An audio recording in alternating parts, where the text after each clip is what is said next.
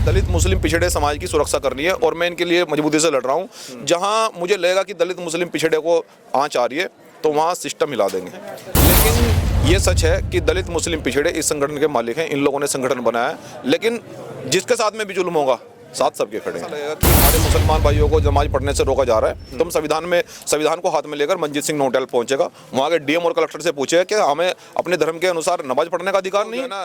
शिवालय में घंटी बज रही है, मंदिरों में पूजा हो रही है, तो नमाज क्यों नहीं पढ़ने दिया जा रहा हमको बौद्ध मठों में क्यों नहीं जाने दी जा रहा। इस वक्त मैं सहारनपुर के रामपुर विधानसभा के गांव तुर्मत खेड़ी में मौजूद हूँ और भीम आर्मी संगठन के लगातार जो प्रोग्राम चल रहे हैं, तो आज इस गांव में पहुंचे हैं भीम आर्मी के राष्ट्रीय अध्यक्ष मंजीत नोटियाल जी हमारे साथ हैं। उन्हीं से जानते हैं क्या कुछ कार्यक्रम था। जी मंजीत, सबसे पहले स्वागत है आपका। बहुत बहुत धन्यवाद जी। किस तरीके का प्रोग्राम चल रहा था? देखिए, भीम आर्मी जय भीम संगठन के द्वारा बहुजन जोड़ो आंदोलन इस देश के अंदर चल रहा है, जो कि दलित मुस्लिम पिछड़े अल्पसंख्यक आदिवासी वर्गों को एकत्रित करके जिस प्रकार से बीजेपी सरकार हमारे साथ जुल्म कर रही है, बहुजन समाज के साथ में जुल्म हो रहा है, तो हम एकता बना रहे हैं और उनको एक करके हम इस जुल्म के खिलाफ लड़ाई को लड़ रहे हैं मजबूती से।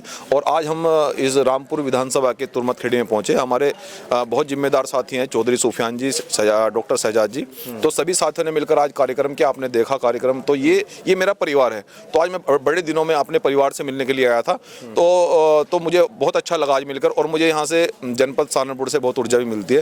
तो अब इस आंदोलन को बड़ी मजबूती से और भी बढ़ाएंगे। अच्छा, आप लगातार जनता के बीच जाते हैं, गांव दर गांव भी जाते हैं, तो कैसा फीडबैक मिलता है जनता का? देखिए, जनता जो है, हमारा जो फीडबैक है, जनता बड़ी मजबूती से भीम आर्मी जय भीम संगठन के साथ में जुड़ रही है।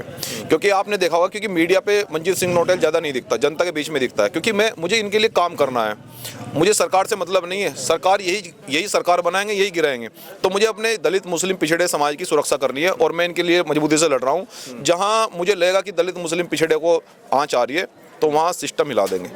तो आपने दलित मुस्लिम की ज़्यादातर बात मन से हम देख रहे हैं, तो तमाम वक्ता जो है दलित मुस्लिम की बात करते हैं, तो आपका संगठन जो है दलित मुस्लिम की ज़्यादा लड़ाई लड़ रहा है क्या, या अन्य समाज की भी लड़ रहा है? देखिए, संगठन जो है ना, हर व्यक्ति के उसके साथ में, जिसके साथ में अन्याय हो रहा है।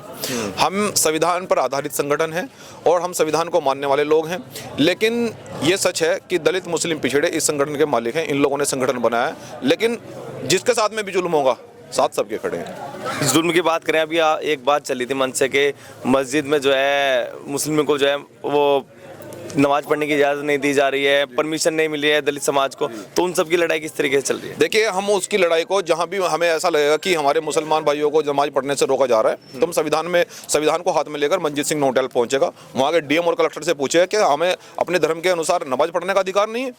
जब सब लोग जो है ना, शिवालय में घंटी बज रही है, मंदिरों में पूजा हो रही है, तो नमाज क्यों नहीं पढ़ने दिया जा रहा हमको बौद्ध मठों में क्यों नहीं जाने दी जा रहा। तो ये एक धर्मनिरपेक्ष देश है, इसमें सभी जातीय धर्मों को बराबर और सम्मान और अधिकार मिल दिया गया है।